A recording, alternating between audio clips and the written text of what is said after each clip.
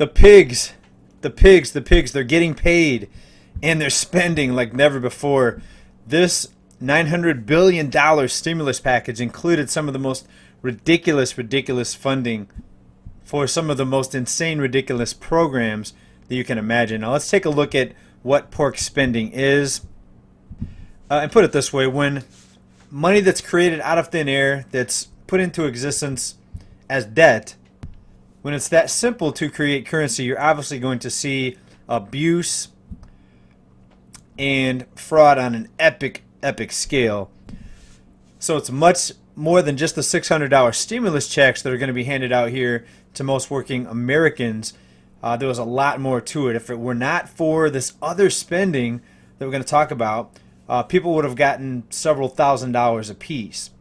They could have gotten that if it wasn't for this other spending that was included in the stimulus package, right? So if anyone thinks that this country, this economy is going to be saved by these lawmakers and people behind the pen, many of them making hundreds of thousands of dollars a year, if anyone thinks that these people are going to save the country, you might want to take a look at some of this ridiculous spending. Let's get into it.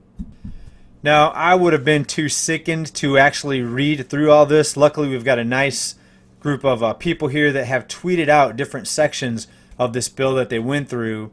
And here's one example. This relief bill lays the groundwork for a climate security advisory. This bill includes funds for a museum, for the education on the life, art, and history and culture of women. This relief bill includes $193 million for federal HIV and AIDS workers stationed abroad to buy new cars. This bill includes funding to discourage teenagers from drinking and hooking up. That's the way they described it. Here's something else. $208 million to upgrade the Census Bureau's computer systems. And by the time the next census is due to take place, I'm sure that's going to be completely out of date. And they'll have to spend more. Funds to Israel in this relief bill. The package also includes $2 billion to Air Force missile procurement and related expenses. Another tweet here. The government closes the economy. You lose your job. You face eviction. $600 for all your troubles. Meanwhile, they send $135 billion to Burma, $85.5 million to Cambodia, $1.4 billion for Asia Reassurance Initiative Act, $130 billion to Nepal, $130 million rather to Nepal. And he ends the quote here, ends the tweet, "They hate you." And it goes on and on and on. Relief to Ukraine, $1.3 billion to Egypt. All right, this country is in big trouble. I mean, look at all of the fraudulent unemployment benefits that were paid out. They were collected even by prisoners. Prisoners were getting unemployment checks. Meanwhile, people that actually did work and earned or should have gotten unemployment, a lot of them were left out in the cold.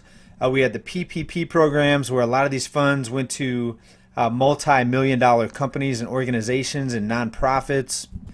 One of the more broadly discussed topics on that was Joel Osteen, his megachurch getting $4.4 million in federal PPP loans. Now, of course, they're saying that Osteen did not get any of the funds himself, that it was for his staff in order to prevent layoffs.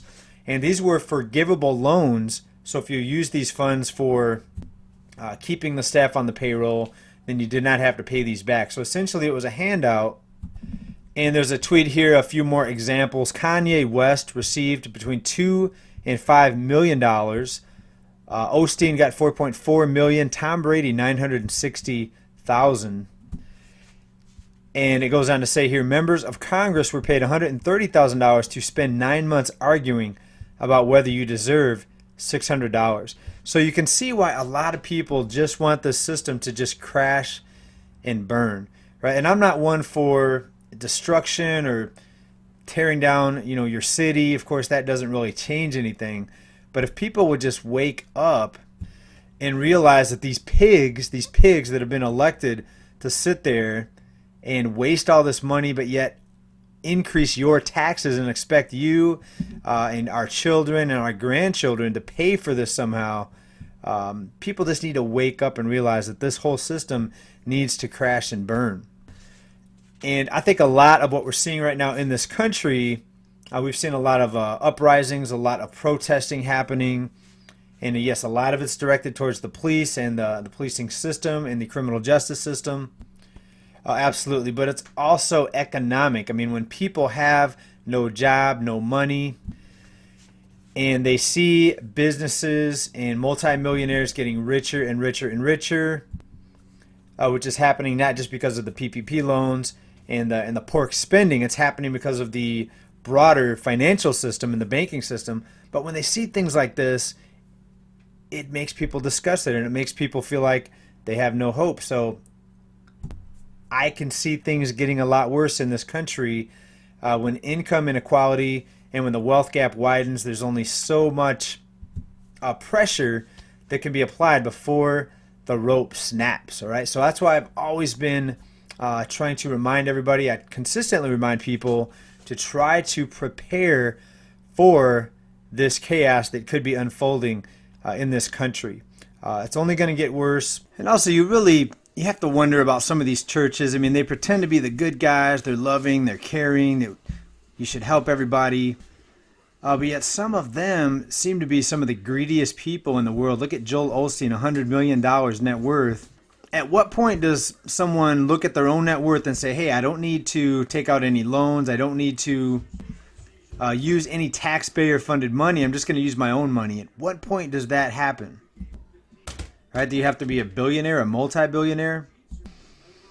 It seems the people that are preaching, no pun intended, preaching to be good and helpful are actually some of the most evil and greedy people in the world. I mean, that's what I see. Let me know what you think. And I'm sure there's a lot of good churches out there that help people, especially some of the smaller community churches. You see them having food drives and they have food banks. But when you see the people, the leaders of these churches end up being multimillionaires. And you also have reports like this. Joel Osteen defends not opening Lakewood Church in Houston to Hurricane Harvey victims. Right? So where are the churches? Where are the so-called good guys? Are the so-called holy ones actually the greedy and the evil ones? It makes you wonder where some of these people's beliefs are really at. Right, that's all for this report, everybody. Just wanted to report on some of the piggish spending through our lawmakers. And it looks like the whole system's pretty much a big pig pen at this point. Thanks, everybody, for watching. Appreciate it. Stay well, stay safe, stay prepared. Bye for now.